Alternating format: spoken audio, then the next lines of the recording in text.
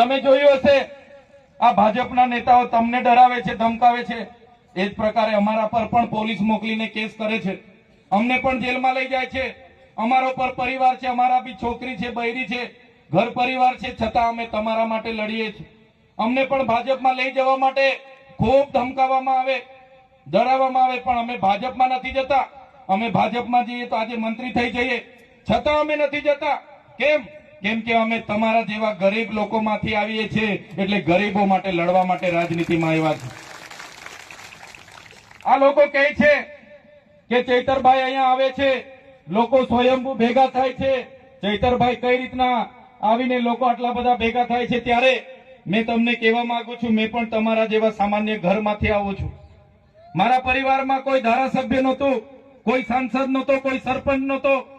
એક સામાન્ય પરિવારમાં મજૂરી કરીને ભણ્યા ગણ્યા, એક વિસ્તરણ અધિકારી તરીકે સરકારી નોકરી લાગી.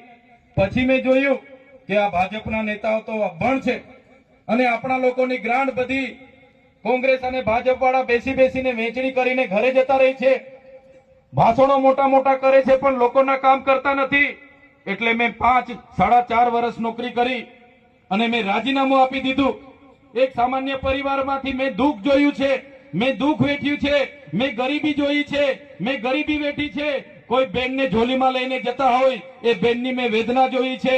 એ જયારે વેદના મેં મહેસૂસ કરું છું ત્યારે આ ભારતીય જનતા પાર્ટી કહે છે કે મંત્રી બનાવીશું. અમારા લોકોની વેદના સામે, અમારી લોકોની તકલીફો સામે તમારા મંત્રી પદ કે તમારા પૈસા, તમારા બંગલા, તમારી પ્રોપર્ટી એ અમને જોઈતી નથી. અમારા લોકોના આશીર્વાદ મળતા રહેશે ત્યાં સુધી અમે લડતા રહીશું.